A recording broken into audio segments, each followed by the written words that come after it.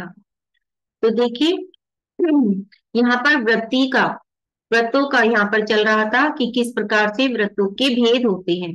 अब यहाँ व्रती का भेद बता रहे हैं कि व्रती के क्या भेद होते हैं। तो देखिए 19वें नंबर का सूत्र है हमारा अगार नगारश्च, यानी कि व्रती के दो भेद होते हैं। अभी व्रतों की हमारी चल रही थी, है ना, 5 पाठ चल रहे थे, उसके बारे में हम सभी ने समझा था कि जो व्रती होते हैं उनको किस किस प्रकार से उनका त्याग होता है। अब यहाँ व्रती के दो भेद बता दिए हैं, यानी कि एक तो अगारी और एक अनगारी। अगारी कौन होते हैं? जो गृहस्थ श्रावक होते हैं वो अगारी होते हैं। ठीक है, जो गृहस्थ गृहस्थ श्रावक होते हैं वो अगारी होते हैं, और जो गृह त्यागी साधु वगैरह होते हैं वो अनगारी होते हैं। इस प्रकार से व्रत के दो भेद होते हैं, यानी कि व्रती के दो भेद होते हैं। ठीक है, अब अगारी का क्या लक्षण होता है कि कौन होते हैं अगारी, यानी कि घर में रहने वाले गृहस्थ जो श्रावक हैं उनके क्या लक्षण हैं। तो इसके लिए 20 नंबर का सूत्र बता रही हैं अणुव्रतोगारी, यानी कि अणु अर्थात एक देश, अणु मतलब एक देश यानी कि कम, एक देश व्रत पालने वाला सम्यक दृष्टि जीव अगारी कहलाता है।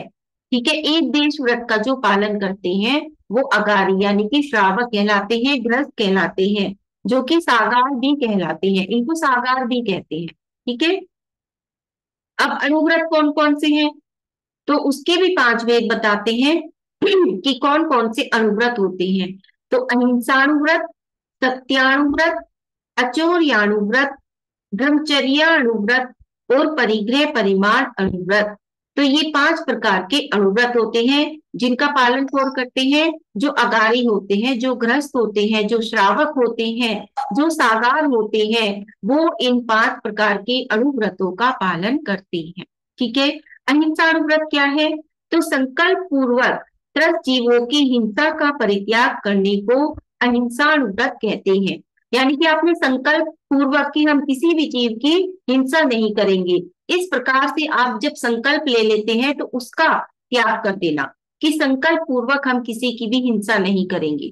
ठीक है, तो वो क्या हो जाएगा? वो आपका अहिंसानुव्रत के अंदर आ जाएगा। फिर आता है सत्यानुव्रत, राग द्वेष मोह भय आदि के वश हो स्थूल असत्य बोलने का त्याग करने को सत्यानुव्रत कहते हैं। यानी कि ना तो हम राग के वशीभूत झूठ बोलेंगे, ना द्वेष के वशीभूत, ना मोह के वशीभूत, ना ही किसी भय के वशीभूत। हम क्या नहीं करेंगे? स्थूल रूप से असत्य बोलने का त्याग करना, यानी कि झूठ बोलने का त्याग करना, ये आपका सत्यानुव्रत के अंदर आता है।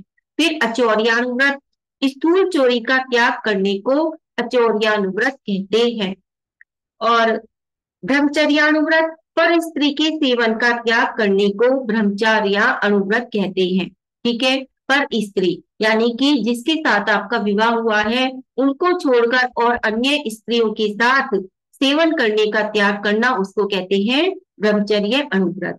फिर परिग्रह परिमाणानुव्रत, यानी कि आवश्यक धन धान्यादि परिग्रह का परिमाण कर शेष का त्याग करने को परिग्रह परिमाणानुव्रत कहते हैं। कि जो आपको आवश्यक है, देखिए गृहस्थ है तो गृहस्थी में धन की भी आवश्यकता होती है और परिग्रह की भी आवश्यकता होती है, लेकिन जितनी आवश्यकता है उतना ही परिग्रह रखना, उतना ही धन रखना, उसका भी परिमाण कर लेना, लेकिन जरूरत से ज्यादा नहीं रखना। ठीक है, परिमाण कर लेना तो वह क्या हो जाता है? परिग्रह परिमाण अनुव्रत कहलाता है। फिर बता रहे हैं 21वें सूत्र में अणुव्रत के सहायक 7 शील व्रत कौन से होते हैं। देखिए अणुव्रत के सहायक 7 शील व्रत होते हैं जो उसको क्या करते हैं? और ज्यादा उसके गुणों में वृद्धि करते हैं। ठीक है, तो वो तभी तो 12 व्रत कहलाएंगे, 7 ये और 5 ये। इस प्रकार से 12 व्रतों का जो पालन करते हैं वो क्या कहलाते हैं? गृहस्थ कहलाते हैं, श्रावक कहलाते हैं। तो अब 7 शील व्रत कौन से हैं? दिग्देशान अर्थ दंड वीरति सामायिक प्रोष्ठो वासो भोग परिभोग परिमाणातिथि तन विभाग व्रत संपन्नश्च, यानी कि व्रति दिग्व्रत देशव्रत और अनर्थ दंड व्रत, ये क्या हो गए? ये 3 पूर्ण व्रत हो जाते हैं। ठीक है, और सामायिक प्रोष्ठोपवास उपभोग परिभोग और परिमाण और अतिथि संविभाग व्रत, ये क्या हो जाते हैं? ये 4 शिक्षा व्रत हो जाते हैं। तो इस प्रकार से 3 गुण व्रत और 4 शिक्षा व्रत, ये जो 7 शील व्रत होते हैं, इनको मिलाकर के, और 5 अणुव्रत, इनको मिलाकर के 7 और 5 12, 12 व्रतों के धारी कौन होते हैं? गृहस्थ होते हैं, श्रावक होते हैं। ठीक है। अब दिग्व्रत क्या कहलाते हैं? सूक्ष्म पापों की निवृत्ति के लिए दशों दिशाओं में आने जाने का परिमाण कर आजीवन उससे बाहर नहीं जाने को दिग्व्रत कहते हैं। यानी कि सूक्ष्म पाप जो होते हैं उनकी निवृत्ति के लिए दसों दिशाएं, देखिए हमारी 10 दिशाएं होती हैं, 4 दिशा, 4 विदिशा, 8, एक अधो दिशा और एक उधर दिशा। तो इस प्रकार से जो हमारी दसों दिशाएं होती हैं, उनका आने जाने का परिमाण कर लेते हैं। मान लीजिए आपको विदेश नहीं जाना, तो आपने क्या परिमाण कर लिया कि मैं जीवन पर्यंत भारत से बाहर नहीं जाऊंगा, तो ये क्या हो गया? ये आपका दिशा का परिमाण हो गया। तो इस प्रकार से कि मैं उत्तर दिशा में सिर्फ इतने किलोमीटर ही जाऊंगा, इससे आगे मैं गमन नहीं करूंगा। फिर मैं पूर्व दिशा में, तो इस प्रकार से दसों दिशाओं में जो आवागमन, मान लीजिए आपको एरोप्लेन में नहीं बैठना, तो आप उधर उधर गति में क्या करेंगे? उधर दिशा में आप अपना परिमाण रख लेंगे कि मैं इतने किलोमीटर तक के ऊपर भी नहीं जाऊंगा, यानी कि आपको एरोप्लेन का त्याग करना पड़ेगा उसमें। ठीक है, क्योंकि बिल्डिंग चाहे कितनी भी बड़ी हो तो आप उसमें जा सकते हैं अगर आपने उतना रखा है। इस प्रकार से ये हो जाता है परिधेय परिमाण का। और नीचे का क्या है? समुद्र का, कि आप समुद्र के नीचे अगर नहीं जा रहे हैं तो वो आपका नीचे का त्याग हो जाएगा, कि पृथ्वी के नीचे समुद्र तक आप इतना त्याग कर दे कि हम इतने किलोमीटर तक ही जाएंगे। तो इस प्रकार से ये क्या हो जाता है? ये आजीवन उससे बाहर नहीं जाने को दिग्व्रत कहते हैं, ये दिशाओं का परिमाण है। उसके बाद है देशव्रत। जीवन पर्यंत के लिए किए हुए दिग्व्रत में और भी संकोच करके घड़ी, घंटा, दिन, महीना आदि एक किसी गृह मोहल्ले आदि तक आने जाने की मर्यादा रखने को देशव्रत कहते हैं। दिग्व्रत तो आपने ले लिया, ठीक है, वो तो आपने आजीवन ले लिया, लेकिन फिर भी जैसे आपको अभी कहीं नहीं जाना, कि आप अष्टमी चतुर्दशी को और कहीं नहीं जाएंगे, तो आप अपने क्षेत्र का रख सकते हैं कि आप अपने शहर से बाहर नहीं जाएंगे। ठीक है, तो इस प्रकार से जो थोड़ा थोड़ा, या आपने सामयिक की समय ले लिया कि मैं इतने क्षेत्र, जो मैं 48 मिनट की सामयिक कर रही हूँ, तो यही जो मेरा क्षेत्र है जहां मैं बैठ के सामयिक कर रही हूँ, सिर्फ यही मेरा क्षेत्र है, इसके अलावा जो और सारा क्षेत्र है उसका मेरा त्याग होता है। तो वो क्या है? आपने कुछ समय के लिए ले लिया, तो वो किस कैटेगरी में आ जाएगा? वो देश व्रत की कैटेगरी में आ जाएगा। ठीक है, यानी कि जो आपने पहले नियम लिए हुए हैं उसमें और ज्यादा है, उस नियम को कर लेना। फिर अनर्थ दंड व्रत, प्रयोजन रहित पाप वर्धक क्रियाओं का त्याग करने को अनर्थ दंड व्रत कहते हैं। प्रयोजन रहित यानी कि उस कार्य को करने का आपका कोई प्रयोजन सिद्ध नहीं हो रहा, लेकिन फिर भी आप उनको कर रहे हैं, जैसे कि पत्तों को तोड़ना, फूलों को तोड़ना बेवजह, जबकि आपको उनकी आवश्यकता नहीं है, पृथ्वी को खोदना, इस प्रकार की। ठीक है, तो ये भी 5 प्रकार के होते हैं। अनर्थ दंड कितने प्रकार के होते हैं? 5 प्रकार के। कौन कौन से? पापोपदेश, हिंसा व आरंभ आदि पापों के कर्मों का उपदेश देना। आपने खुद तो हिंसा का त्याग किया हुआ है, मान लीजिए आपने आलू खाने का त्याग किया हुआ है, लेकिन आप दूसरों को उपदेश दे रहे हैं कि आप आलू टमाटर की सब्जी बना दो। जैसे मान लीजिए सास है, सास ने तो त्याग किया हुआ है आलू का, लेकिन वो बहू को उपदेश दे रही है या उनको निर्देश दे रही है कि आप आज आलू की सब्जी बना दो, तो वो भी क्या हो जाएगा? वो आपका अनर्थ दंड व्रत में आ जाएगा। ठीक है, तो उपदेश भी नहीं देना पाप की क्रियाओं का, जिसका आपने खुद त्याग किया हुआ है उसका उपदेश नहीं देना। फिर है हिंसा दान, तलवार आदि हिंसा उपकरण मांगने पर दे देना, तो ये भी किसमें आ जाएगा? हिंसा दान में आ जाएगा। फिर है अपध्यान, दूसरे का बुरा विचारना, ये भी अपध्यान है। ये सब चीजें देखिए बहुत बारीकी चीजें चल रही हैं, जिनका हमें ध्यान नहीं रहता, और हम क्या है रोज इन चीजों में करके और हम अपना पाप कर्म बांधते रहते हैं, आश्रव करते रहते हैं कर्मों का। तो अपध्यान यानी कि दूसरे का बुरा विचारना, ये किसमें? अनर्थ दंड में आ जाएगा। कोई प्रयोजन नहीं है, क्या हमारे बुरा विचारने से सामने वाले का बुरा हो जाएगा? नहीं होगा ना। तो फिर हम क्यों बुरा विचारते हैं किसी के बारे में? उससे क्या होगा? उससे हमारा ही बुरा होगा, हमारे ही कर्म बनेंगे, सामने वाले का कुछ भी बिगड़ने वाला नहीं है। तो ये क्या है? अनर्थ दंड क्रिया, जिसका कोई प्रयोजन नहीं। ठीक है, फिर है दुश्रुति, राग द्वेष को बढ़ाने वाले खोटे शास्त्रों को सुनना या पढ़ना। ये दुश्रुति यानी कि सुनना, जिसका प्रयोजन नहीं है ऐसी चीजों को सुनना। खोटे शास्त्रों को सुन के आपका कल्याण होने वाला नहीं है, फिर क्यों सुनना है उनको, है ना। तो इस तरह से। फिर है परमाचर्या, यानी कि बिना प्रयोजन यहाँ वहां घूमना तथा पृथ्वी आदि को खोदना, ये परमाचर्या में आ जाएगा कि आप परमार्थ के वशीभूत होकर आप क्या कर रहे हैं, इधर उधर जमीन को खोद रहे हैं, बिना प्रयोजन इधर उधर घूम रहे हैं, तो ये सब आपका परमाचर्या के अंदर आ जाएगा। ठीक है। अब उसके बाद आते हैं चार शिक्षा व्रत कौन कौन से होते हैं। ये तो तीन गुरु व्रत की चर्चा हुई, अब आते हैं चार शिक्षा व्रत। तो देखिए, सामायिक यानी कि समस्त पाप के कामों से विरक्त होकर नियत स्थान पर नियत समय के लिए मन वचन काय के एकाग्र करने को सामायिक कहते हैं।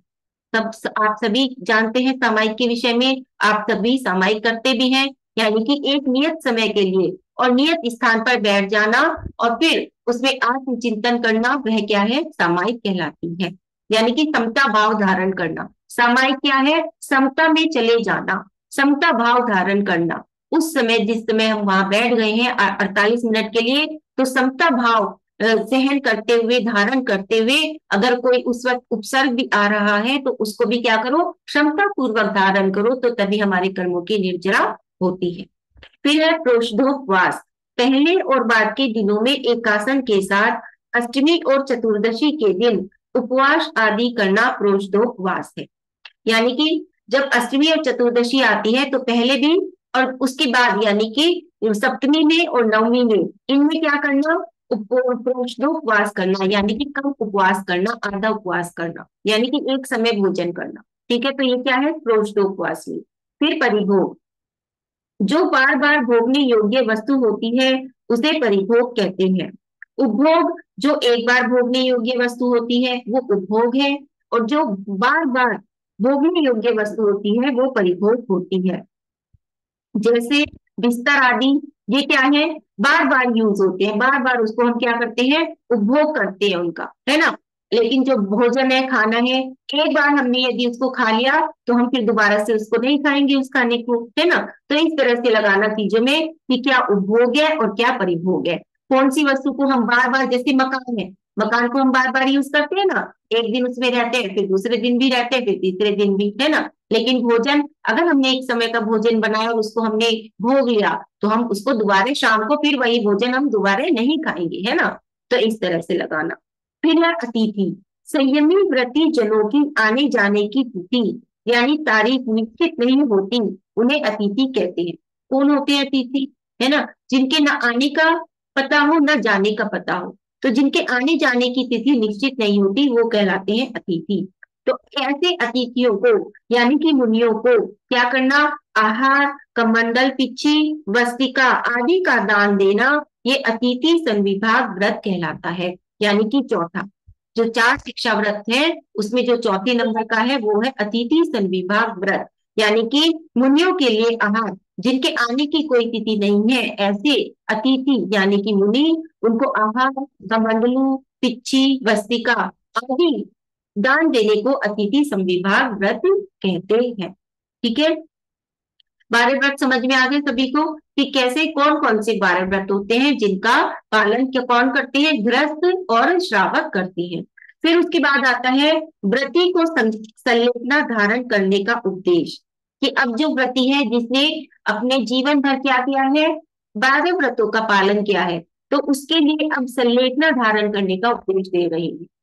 मरणांतिके संलेखनाम जोशिता, यानी कि मरण काल उपस्थित होने पर गृहस्थ को प्रीति पूर्वक संलेखना धारण करना चाहिए।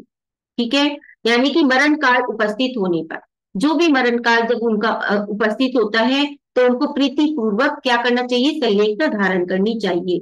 संलेखना क्या है, इस लोक या परलोक संबंधी किसी प्रयोजन की अपेक्षा बिना शरीर और कषाय का क्रश करने को संलेखना कहते हैं। यानी कि ये जो लोक है और ये जो परलोक है, इसमें किसी भी प्रयोजन की अपेक्षा बिना शरीर और कषाय को क्रश करना संलेखना कहलाता है। अब सम्यक दर्शन के 5 अतिचार बता रहे हैं, यानी अतिचार मतलब दोष, कि हमारे जो सम्यक दर्शन है उसमें कौन कौन से 5 दोष लगते हैं। तो शंका, कांक्षा, विचिकित्सान्य दृष्टि, प्रशंसा, संस्तवा, सम्यक दृष्टि रतिचारा। यानी कि शंका, कांक्षा, विचिकित्सा, अन्य दृष्टि प्रशंसा और अन्य दृष्टि संस्तव, ये 5 सम्यक दर्शन के अतिचार होते हैं। शंका क्या है? जिनेन्द्र देव के द्वारा कहे हुए तत्वों में संदेह करना अथवा सप्त भय करना, ये क्या कहलाता है?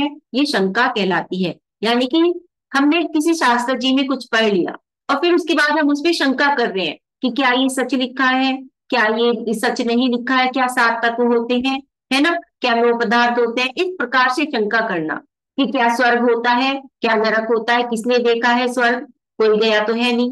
तो इस प्रकार से जो जिनेन्द्र देव ने कहा है, उनके वचनों में शंका करना या सप्त जो भय है उनमें क्या कहते हैं, वह करना, तो वह क्या आ जाता है शंका के अंदर। यानी कि पहला जो अतिचार है सम्यक दर्शन का, वो आ जाता है।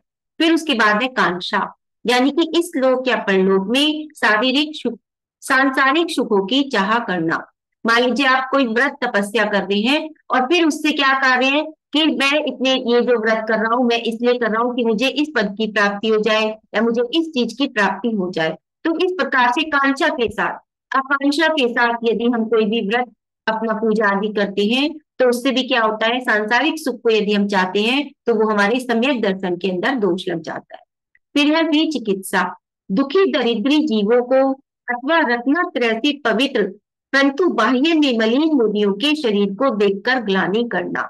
यानी कि हमारे सामने कोई गरीब आ जाए, है ना, कोई इस प्रकार का आ जाए कि जो सुंदर ना हो देखने में, है, और जो मुनि, ऐसे बहुत से मुनि हैं जो देखने में क्या होते हैं, थोड़े से उनके शरीर को देखकर, उनके जो मलिन शरीर है उसको देखकर ग्लानि करना, तो वो भी हमारा किसमें आ जाएगा, विचिकित्सा में आ जाएगा। फिर है अन्य दृष्टि प्रशंसा, मिथ्या दृष्टियों के ज्ञान तप आदि को मन से अच्छा समझना। कि जो मिथ्या दृष्टि है कि देखो उनका तप कितना अच्छा है, वो तो इतने दिन से तप कर रही हैं, वो तो क्या कहते हैं सिर के बल खड़े होकर तप कर रही हैं। तो इस प्रकार से उनके जो मिथ्या दृष्टि जीव है उनके तपों की प्रशंसा करना मन से, तो वो क्या आ जाएगा, अन्य दृष्टि प्रशंसा। तो ये भी क्या है, ये भी हमारा सम्यक दर्शन का अतिचार लग जाता है। तो 5 यहाँ अतिचार बता दिए कि सम्यक दर्शन में दोष हम किस प्रकार से लगाते हैं। ये इतने बारीक बारीक दोष होते हैं कि हमें खुद समझ में नहीं आता कि हम किस प्रकार से अपने ही सम्यक दर्शन में दोष लगा बैठते हैं। तो इनको समझना बहुत आवश्यक होता है। ठीक है, उपयुक्त कहे गए और आगे कहे जाने वाले अतिचारों का त्याग करने वाला ही निर्दोष व्रती कहलाता है। यानी कि ये जितने भी अतिचार यहाँ बताए हैं, जो इनका त्याग करता है तो वही क्या कहलाता है, निर्दोष व्रती, यानी कि वही सम्यक दर्शन का धारी कहलाता है। ठीक है, फिर उसके बाद आता है हमारा व्रतों और शीलों के अतिचार की संख्या। यानी कि अभी तक जितने हमने व्रत बताए हैं, है ना, और जो उसके बाद आगे है अशील, उनके अतिचार की संख्या कितनी है। तो व्रतशीलेषु पंच पंच यथा क्रमम, यानी कि अहिंसा आदि 5 व्रतों और दिग्व्रत आदि 7 शीलों में भी क्रम से 5-5 अतिचार होते हैं, जिनका वर्णन आगे के सूत्रों में निकलेगा। ठीक है, यानी कि जितने भी व्रत हैं, अहिंसा आदि 5 व्रत और जो 7 शील व्रत है, यानी कि 12 व्रत हो गए और उनके 12 के 5-5 अतिचार हो गए, है ना। तो कितने हो गए, कितने हो गए, 12 पंजे 60, है ना। तो 60 अतिचार हो जाते हैं।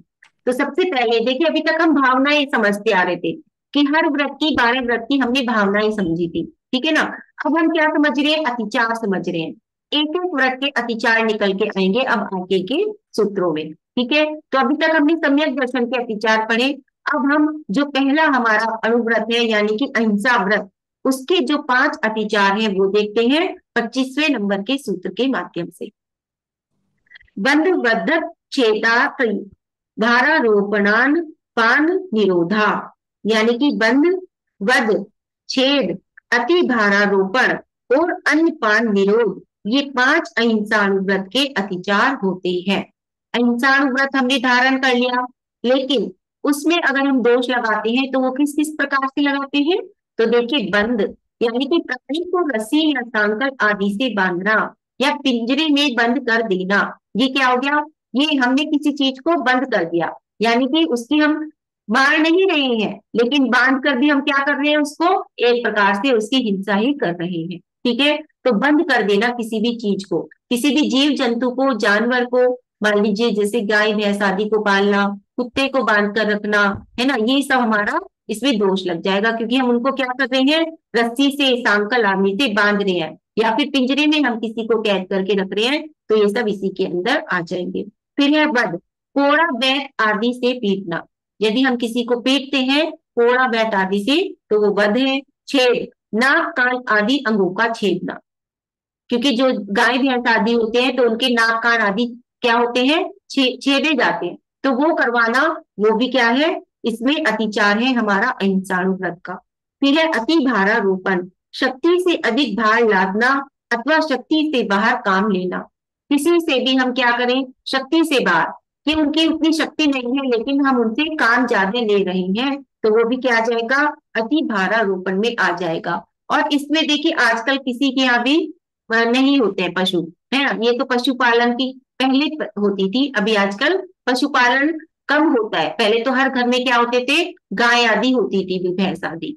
लेकिन अभी हम इसमें क्या लगा सकते हैं कि हम जो हमारे अंदर काम करते हैं लोग, तो उनके ऊपर हम काम का, क्योंकि हम उनको पैसे तो कम दे रहे हैं, सैलरी तो कम दे रहे हैं, लेकिन हम उनसे काम ज्यादा ले रहे हैं, तो वो भी इसके अंदर आ जाएगा, यानी कि अहिंसा व्रत के अतिचार के अंदर आ जाएगा। ठीक है, मान लीजिए आपकी मेड आ रही है घर पर, उससे भी आप जरूरत से ज्यादा, जितना आपका तय हुआ है उससे ज्यादा यदि आप उनसे काम ले रहे हैं, तो वो भी आपका इसी अतिचार के अंदर लग जाएगा। ठीक है, फिर वो चाहे ऑफिस हो, चाहे फैक्ट्री हो, चाहे कहीं भी हो, इस प्रकार से ये लगा।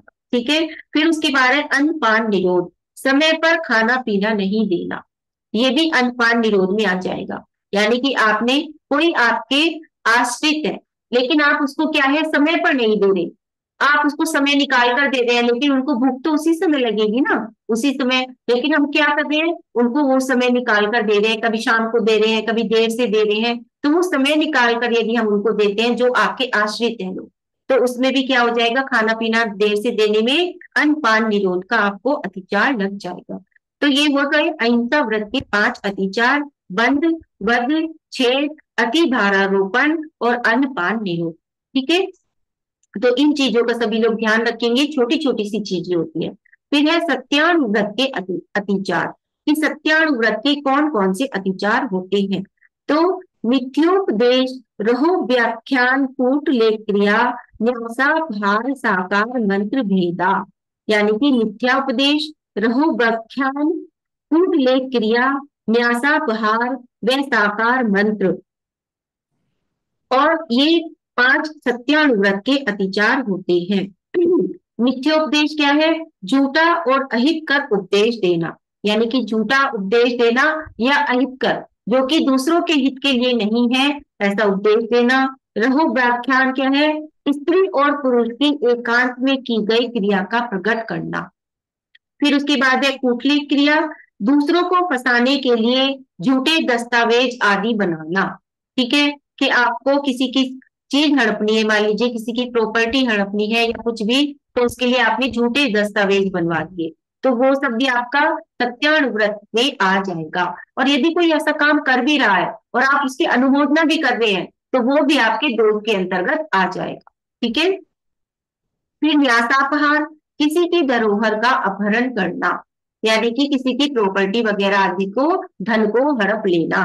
साकार मंत्र भेद, हाथ चलाने आदि के द्वारा दूसरे के अभिप्राय को जानकर प्रकाशित कर देना, कि आप हाथ की क्रिया के द्वारा, दूसरों के इशारों के द्वारा ही दूसरे के अभिप्राय को जानकर और उसको क्या कर रहे हैं, प्रकाशित कर रहे हैं। ठीक है, तो वो आपका साकार मंत्र भेद में आ जाएगा। तो ये क्या हो गया, ये सत्यानुव्रत के अतिचार के अंतर्गत आते हैं। उसके बाद है अचौरियान व्रत के 5 अतिचार। स्त्रीण प्रयोग, तदा हतादान, विरुद्ध राज्यातिक्रम, हीनाधिक, मानोन्मान, प्रतिरूपक व्यवहारा। यानी कि स्तेन प्रयोग, तदा हतादान, विरुद्ध राज्यातिक्रम, हीनाधिक, मानोन्मान और प्रतिरूपक व्यवहार, ये 5 अचौरियान व्रत के अतिचार होते हैं।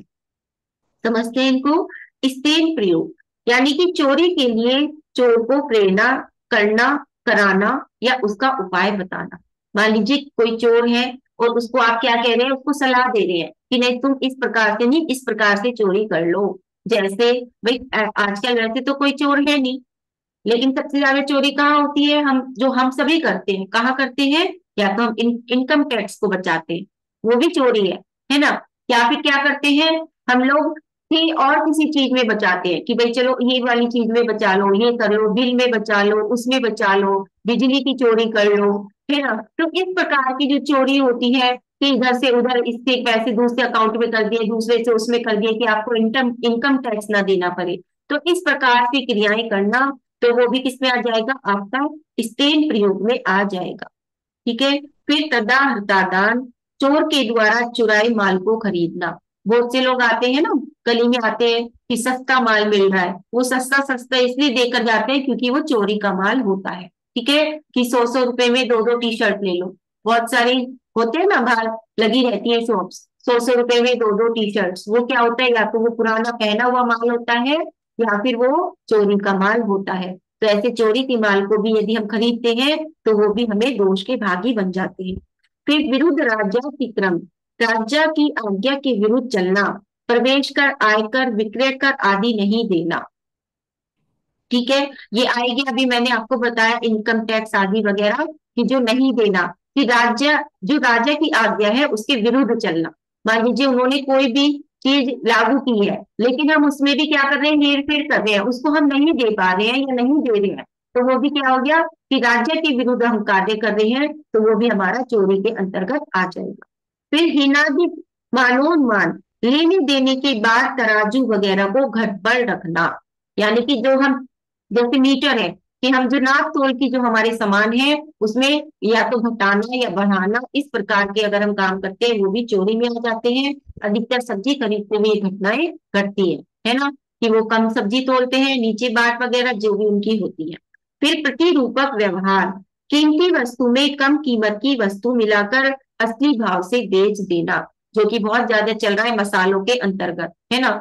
आपको पता है कि नकली मसाले कितने आ रहे हैं मसालों के अंदर, कभी कुछ, और इतनी बुरी बुरी चीजें हैं कि सुन के भी ये लगता है कि क्या हम ये चीज इस्तेमाल करें या नहीं करें। जैसे धनिया, धनिया के अंदर कहा जाता है, सभी को पता है, आप सभी को कि क्या आता है धनिया के अंदर, है ना।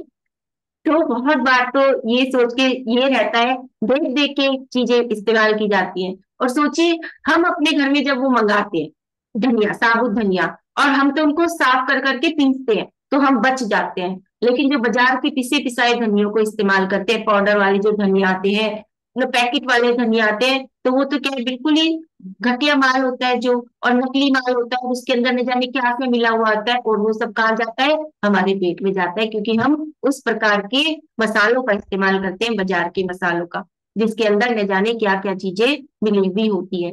देखिए वो पपीते के बीज मिले होते हैं किसी चीज में, है ना, और बहुत सारी ऐसी चीजें हैं, वो आप सब जानते हैं कि किसके अंदर क्या मिला होता है। तो इसलिए सूखे मसाले मंगाइए, अपने घर में पीसिए। ठीक है। फिर उसके बाद आता है, ये हो गया हमारा, यानी कि प्रतिरूपक व्यवहार, कीमती वस्तु में कम कीमत की वस्तु मिलाकर असली भाव से बेचना, यानी कि मिलावट करना। तो ये हमारे सारे की सारी चीजें अचोरिय व्रत, अचोरिय अनुव्रत के जो 5 अतिचार हैं उसके अंतर्गत आती हैं। फिर उसके बाद है ब्रह्मचर्य अनुव्रत के 5 अतिचार। पर विवाह करने वरिका, परिग्रहिता, परिग्रहिता गमनानुगंग, क्रीड़ा काम त्रिवा विनिवेशा, यानी कि पर विवाहकरण, परिग्रहिते त्वरिका गमन, अप्रग्रही त्वरिका गमन, अनम क्रीड़ा और काम त्रिवा विनिवेशा, ये 5 ब्रह्मचर्य अनुव्रत के अतिचार होते हैं। पर विवाहकरण, दूसरे के पुत्र पुत्रियों का विवाह करना या कराना। पर ग्रहीते त्वरिका गमन, पति सहित व्यभिचारिणी स्त्रियों के यहाँ आना जाना, लेन देन रखना, राग पूर्वक बातचीत करना इत्यादि। अपरिग्रहित त्वरिका गमन, पति रहित वेश्या आदि व्यभिचारिणी स्त्रियों के यहाँ आना जाना, लेन देन आदि का व्यवहार रखना।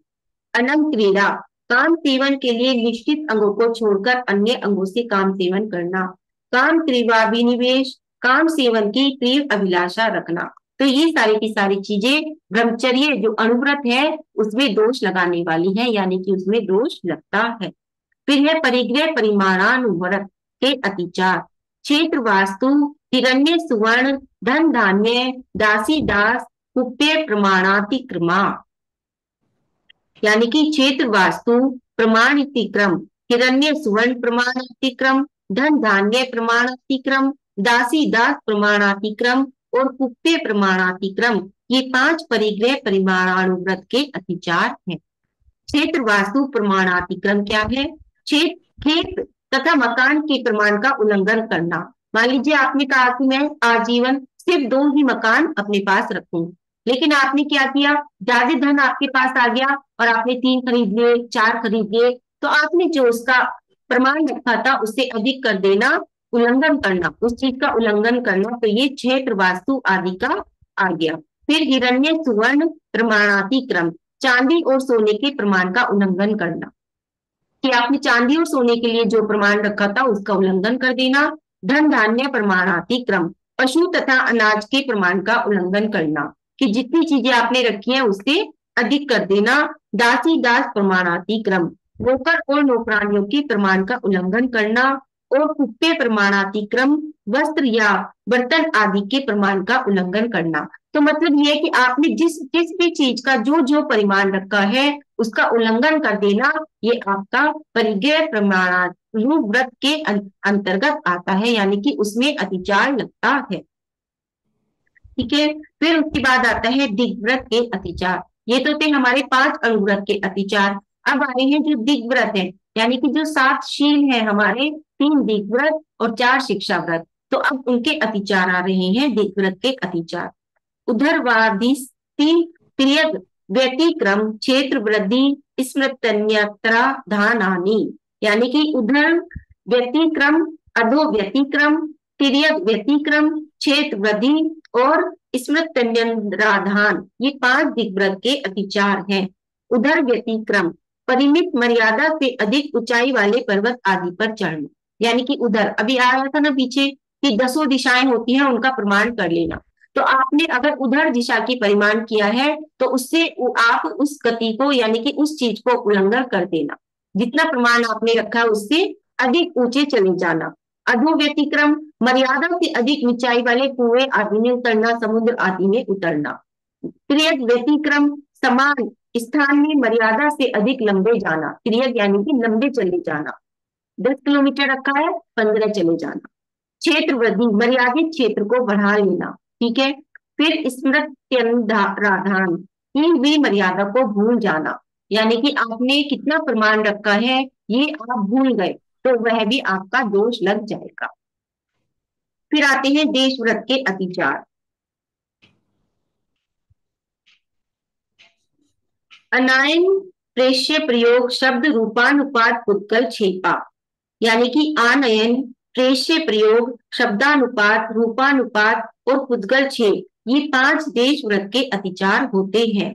स्वयं अपने मर्यादित क्षेत्र में रहते हुए मर्यादा से बाहर के क्षेत्र की वस्तु को किसी के द्वारा मांगना, जैसे कि हमने तो खुद अपना मर्यादा कर रखी है क्षेत्र की, ठीक है, लेकिन उसके बाहर जो खड़ा हुआ है उससे सामान मांग लेना कि भाई तुम दे दो, हम तो वहां जा नहीं सकते, तुम हमें दे दो। तो इस प्रकार से क्षेत्र का उल्लंघन कर देना, वह आनयन में आ जाएगा। प्रेष्य प्रयोग क्या है? स्वयं अपनी मर्यादित क्षेत्र में रहते हुए मर्यादा के बाहर कार्य व नौकर आदि को भेज देना, तो वह भी क्या आ गया? प्रेष्य प्रयोग में आ गया। शब्दानुपात, स्वयं अपनी मर्यादित क्षेत्र में रहते हुए खांसी आदि के शब्द के द्वारा मर्यादा के बाहर वाले आदमियों को अपना अभिप्राय समझा देना। ठीक है, खासकर आप बैठे हो सामायिक में, लेकिन आप खुद तो उठ के जा नहीं रहे हो, लेकिन खासकर या इशारों के द्वारा आप क्या कर रहे हो? सामने वाले से अपने बात को कह रहे हो। फिर रूपानुपात, स्वयं अपने मर्यादित क्षेत्र में रहते हुए मर्यादा से बाहर रहने वाले आदमी को अपना रूप दिखाकर इशारा करना, यह भी क्या है? अतिचार है।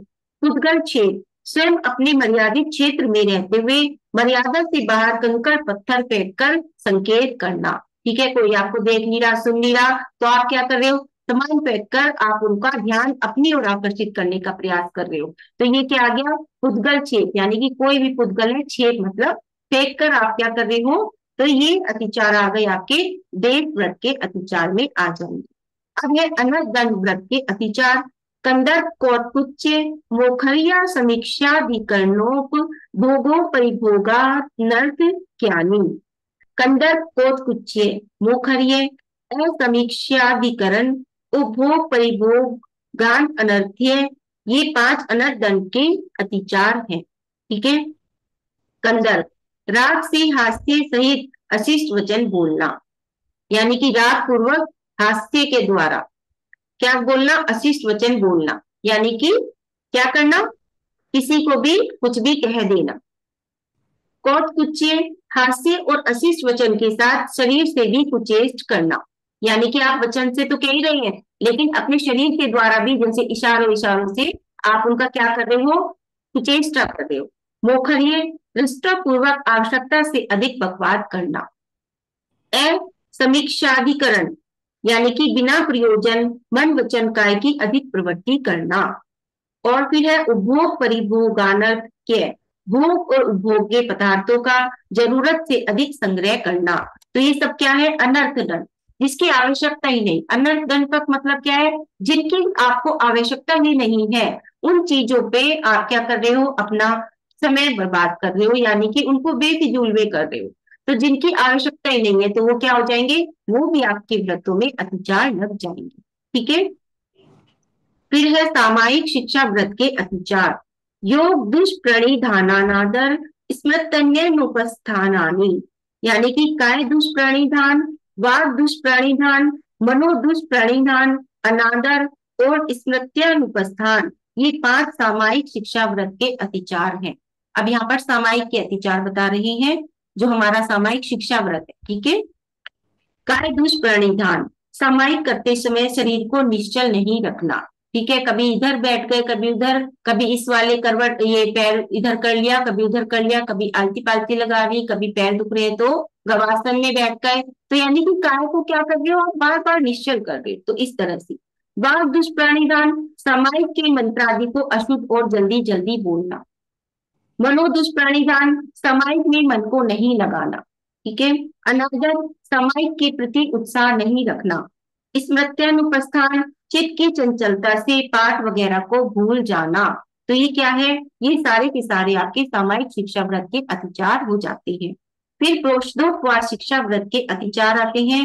अप्रत्यवेक्षिता प्रमार्जितोत्सर्गाधान संस्तरो क्रमणानादर स्मृतन्योपस्थानानि, यानी कि अप्रत्यवेक्षिता प्रमार्जितोत्सर्ग, बिना देखी और बिना शोधी हुई जमीन में मलमूत्र वगैरह करना। ठीक है, कि बिना शोधी और बिना देखी हुई जमीन में मलमूत्र आदि का विसर्जन करना। अप्रत्यवेक्षिता परिमार्जिता दान, बिना देखे बिना शोधे हुए पूजन के उपक्रम आदि का उठाना। अप्रत्यवेक्षिता प्रमार्जित संस्तरोक्रमण, बिना देखे बिना शोधे हुए वस्त्र चटाई आदि का बिछाना। अनादर, उपवास के कारण भूख प्यास से व्याकुल होने के कारण आवश्यक धर्म कार्य में उत्साह न होना, कि उपवास है लेकिन शक्ति नहीं है तो आप और चीजों में उत्साह नहीं दिखा रहे। ठीक है, धर्म कार्य में। स्मृत्यनुपस्थान, करने योग्य आवश्यक धर्म कार्यों को भूल जाना। तो ये सब क्या है, ये आपके प्रोषदोपवास शिक्षा व्रत के अतिचार होते हैं। फिर है भोगो भोग परिमाण व्रत के अतिचार। सचित संबंध समिश्राभिषव दुपक्वाहारा, सचिताहार, यानी कि सचेतन अंकुरोत्पादन समर्थ हरे फल फूल पत्र वगैरह खाना। फिर सचित संबंधाहार, सचित वस्तु से संबंध को प्राप्त हुई वस्तु को खाना। सचित सम्मिश्राहार, सचित वस्तु से मिश्रित वस्तु का खाना। अभिश्वाहार, अति गरिष्ठ वस्तु का खाना। दुपक्वाहार, अधपके अधिक पके अथवा बुरी तरह से पके हुए पदार्थ को खाना। तो ये सब क्या है, भोगो भोग, यानी कि जो हम भोग रहे हैं और जो परिभोग कर रहे हैं उसके जो व्रत है उसमें लगने वाले अतिचार है। फिर अतिथि संविभाग शिक्षा व्रत के अतिचार। 3 और रहते हैं तो पूरा कर लें क्या रेणु जी। हाँ कर लो, और क्या, थोड़े से ही रह गए अब तो। बस 39 तक 5 मिनट हाँ का और रह जाता है हाँ ना। जी, हाँ जी। तो ये वाला हमारा अध्याय पूरा हो जाएगा, सप्तम अध्याय। बिल्कुल। हाँ। अतिथि संविभाग शिक्षा व्रत के अतिचार, सचित निषेध परिधान पर व्यपदेश मात्सर्य कालातिक्रमा, यानी कि सचित निषेध, सचित कमल पत्र आदि में रखा आहार देना, सचिताभिधान सचित पत्र आदि से ढका आहार देना, पर व्यपदेश दूसरे दातार की वस्तु स्वयं दान देना अथवा अपने हाथ की वस्तु वस्तु को दूसरे से दान दिलवाना, यानी कि दूसरे की वस्तु है जिसको, जो कि दान दे रहा है, लेकिन हम क्या कर रहे हैं, स्वयं उसको दान देने लग गए हैं, तो ये इसमें आ जाएगा। मात्सर्य दान में आदर का अभाव अथवा दूसरे दाता से ईर्ष्या करना। ठीक है, ये सब आहार दान में चलता है। जब आहार दान के समय होता है ये कि हम लोग क्या है, दूसरे के चाहते हैं कि बस हम आहार दे दें, है ना। दूसरे के हाथ से भी कटोरी छीनने के लिए तैयार रहते हैं हम सभी लोग, कि बस हम ही दे दें सारा आहार। तो ये सब ये दोष लग जाते हैं सम्यक दृष्टि के। कालातिक्रम योग्य काल का उल्लंघन कर अकाल में देना, जो कि काल नहीं है उसमें देना, तो ये क्या है, ये सारे के सारे अतिथि संविभाग शिक्षा व्रत के अतिचार हो जाते हैं। अब है संलेखना के अतिचार। 12 व्रत के हो चुके हैं अतिचार, यानी कि 60 हो गए। एक पहले आया था कौन सा, सम्यक दर्शन के अतिचार, यानी कि 65, और एक ये है संलेखना के अतिचार। तो इनको मिला के कितने हो जाते हैं पूरे के पूरे अतिचार, 70 अतिचार हो जाते हैं। ठीक है, 60 तो हो गए हमारे वो वाले, और 10 ये, यानी कि 5 सम्यक दर्शन के अतिचार और 5 संलेखना के अतिचार। ठीक है, तो जीवित मरणाशंसा मित्रानुराग सुखानुबंध निदानानी, यानी कि जीवित मरणाशंसा, जीविताशंसा, संलेखना धारण करने के बाद अधिक जीने की चाह करना, मरणाशंसा रोग आदि की वेदना से व्याकुल होकर शीघ्र मरने की चाह करना, मित्रानुराग मित्रों का स्मरण करना, सुखानुबंध पूर्व काल में भोगे हुए सुखों को याद करना, निदान आगामी काल में भोगों की चाह रखना। तो ये संलेखना के अतिचार है। देखिए, संलेखना धारण करना बहुत आसान नहीं है, क्योंकि हमें छोटी छोटी बात का ध्यान रखना होगा। ये नहीं कि हम बहुत ज्यादा परेशान हैं, बहुत ज्यादा रोग हो चुके हैं और हम क्या कर रहे हैं, बढ़ने के लिए भगवान जल्दी से क्या हो, हमारा आयुकन पूरा हो, ऐसा भी सोच लेना तो ये भी क्या हो जाएगा, अतिचार में लग जाएगा। ठीक है, या फिर अब नहीं, हमने तो समय से पहले ही संलेखना ले ली, अभी तो शायद हमारा और बहुत समय बाकी था, तो इस तरह से भी सोचना, ये भी क्या है, जीविताशंसा, यानी कि जीवित रहने की इच्छा करना। या फिर कि हे प्रभु, हमने इतने व्रत उपवास किए, हमने इतना सब किया है, अब हमें क्या है, देव गति की प्राप्ति हो जाए, अच्छी जगह की हमारी प्राप्ति हो जाए। तो इस प्रकार आगामी भोगों की इच्छा करना और मित्रों का स्मरण करना कि हम तो वो उनके साथ थे, ये था, इस तरह से। ठीक है, तो ये सब क्या है, ये संलेखना के अतिचार हो जाते हैं। अब है दान में विशेषता, अनुग्रहार्थम स्वस्याति सर्वो दानम, यानी कि अपने और पर के उपकार के लिए धन आदि का देना दान है। जो अपने और दूसरे के उपकार के लिए दिया जाता है वो दान कहलाता है। दान देने में अपना उपकार तो होता ही है, पुण्य का बन तो होता ही है, और पर का उपकार है। दान लेने वाले की जो है धर्म साधना में सहायता मिलती है। देखिए, जब हम मुनि राज को आहार देते हैं तो हमारा तो उसमें उपकार है ही, लेकिन उन मुनिराजों का भी उपकार है, क्योंकि जब वो अगर आहार करते हैं तो उस आहार लेने से उनका क्या है, शरीर में उनके बल मिलता है उनके शरीर को, और फिर वो उस शरीर के द्वारा वो शरीर निमित्त बनता है उनकी साधना में। ठीक है, तो एक तरह से हमारा तो उपकार है ही मुनियों को आहार देना, लेकिन वो उनके उपकार में भी कारण बन जाता है। फिर है दान में विशेषता, विधि द्रव्य दात पात्र विशेषा तद विशेष है, यानी कि विधि द्रव्य विधि विशेष, नवदा भक्ति के क्रम को विधि विशेष कहते हैं। ये आहार दान में लग जाएगा, क्योंकि आहार दान कैसे दिया जाता है, नवदा भक्ति पूर्वक दिया जाता है। फिर द्रव्य विशेष, यानी कि तप और स्वाध्याय आदि की वृद्धि में कारण आहार की सात्विकता को द्रव्य विशेष कहते हैं। दात विशेष, दाता की श्रद्धा आदि सप्त गुण सहायता को दात विशेष कहते हैं। दाता के 7 गुण होते हैं, है ना, श्रद्धा वगैरह। फिर पात्र विशेष, पात्र के ज्ञानी ध्यानी गुणी और तपस्वी होने को पात्र विशेष कहते हैं। ठीक है, तो इस प्रकार से यहाँ पर जो हमारा सप्तम अध्याय था उसमें 12 व्रतों का वर्णन चला। तो 12 व्रतों के साथ साथ 12 व्रतों की भावनाओं का भी वर्णन चला, और 12 व्रतों के जो अतिचार लगते हैं, दोष लगते हैं, उनका भी यहाँ पर वर्णन चला। यानी कि श्रावकों का वर्णन चल रहा है कि किस प्रकार से जो श्रावक होते हैं, किस किस प्रकार से उन्हें भावनाएं गानी चाहिए, किस किस प्रकार से उनके सम्यक दर्शन में दोष लगते हैं। ठीक है, तो इन सबको हमने समझा, और अब आगे विशेष रूप से आपको रेणु जी बताएंगी। बहुत सुंदर, बहुत अच्छा। देखिए, 7वां अध्याय पूरी तरह से हमारे आचरण में लाने के लिए है। और विशेष रूप से जो है, जो प्रतिमाधारी होते हैं, जो दूसरी प्रतिमा ले लेते हैं, वो इन 12 अनुव्रतों का, इनका पालन करते हैं। तो हम भी, क्योंकि आगे प्रतिमा की ओर बढ़ना हमें भी, इसलिए हमें भी ये चीजें समझनी चाहिए कि किस प्रकार से पहले उन्होंने बताया कि 5 5 व्रतों की 5 5 भावनाएं, जो मनीषा जी ने कल समझाई थी, 5 व्रतों की 5 भावनाएं। ठीक है, उनको समझा। फिर कैसे सम्यक दर्शन क्या होता है, सलेखना क्या होती है, उसकी हम भावना बनाए कि हम सलेखना हमें धारण करनी है, सम्यक दर्शन धारण करना है। लेकिन इन सबको धारण करने की भावना के साथ उनमें दोष कैसे लग जाते हैं, तो बहुत छोटी छोटी बातें जो कि हम अनजाने अनजाने में हमें पता भी नहीं लगती, ऐसे अतिचार हमसे हो जाते हैं। तो वही सारे आज अतिचार इसमें बताए गए कि किस प्रकार से 5 अनुव्रत में, 3 गुणव्रत में और 4 शिक्षा व्रत में, ये 12 व्रत सभी को याद होनी चाहिए कि 5 अनुव्रत, 3 गुणव्रत और 4 शिक्षा व्रत कि 12 व्रत कौन से होते हैं और फिर इनमें कौन कौन से दोष लग सकते हैं। तो उसको आज हमने इस 7वें अध्याय के माध्यम से और मनीषा जी के शब्दों में आज हमने इनको जाना। तो हम सब, जैसे कि 37वां ये सूत्र है, 37वें सूत्र में हम रोज पढ़ते हैं कि दिन रात मेरे स्वामी, मैं भावना ये भाऊं, देहांत के समय में तुमको ना भूल जाऊं। तो उसमें अंत में लाइन आती है कि जीने की हो ना वांछा, मरने की हो ना इच्छा, परिवार मित्र जन से मैं राग को हटाऊं, भोगे जो भोग पहले उनका न होवे सुमरन, मैं राज्य संपदा या पद इंद्र का न चाहूं।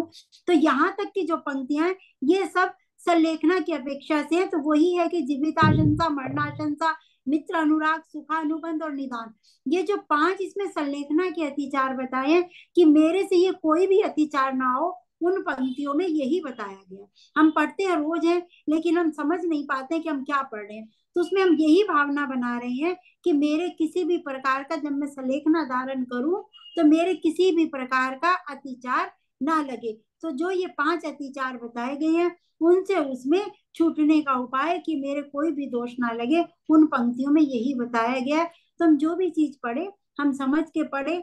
हम रोज पढ़ते हैं, वो है ना समाधि भावना, तो उसमें यही बताया गया जो उसमें सल्लेखना के अतिचार आए हैं। अंत में बताया कि दान में विशेषता, कि दान क्यों दिया जाता है और किस भावना से दिया जाता है, कि अपने कल्याण के लिए और दूसरे के भी कल्याण के लिए, क्योंकि दूसरे की भी संयम में वृद्धि होती है। जैसे हम सुपात्र को मुनिराज इत्यादि को आहार देते हैं, तो उनके भी संयम साधना का पालन होता है। और अंत में ये बताया कि दान में विशेषता, कि आहार दान इत्यादि करते हुए, पात्र दान करते हुए हमें किन किन चीजों का ध्यान रखना चाहिए, कैसे द्रव्य का, कैसे अपने भावों का ध्यान रखना चाहिए। और नव विधि से, जैसे कि पड़गहान करके हम मुनिराज को आहार देते हैं, तो उन सब की हमें समझ होनी चाहिए, है ना, कि कैसे मुनिराज को पड़गहान किया जाता है नवदा भक्ति पूर्वक। तो उन्हीं उसी के बारे में अंतिम सूत्र में हमें ये सब बताया। बाकी आपने बहुत विस्तार से मनीषा जी से भी समझा, तो आप इसको समझते रहिए और अपनी भावना इसी के अनुरूप बनाते रहिए और अतिचारों से बचते रहिए। इसी भावना से सभी को जय जिनेन्द्र। मनीषा जी ने बहुत सुंदर बताया। अब आपकी कोई जिज्ञासा हो तो आप मनीषा जी से पूछ सकते हैं। हाँ, उषा आंटी जी। जय जिनेन्द्र। ये जय मैं जी। ये पूछना चाहती हूँ, कैसे हम तीर्थ यात्रा पर जाते हैं तो कुछ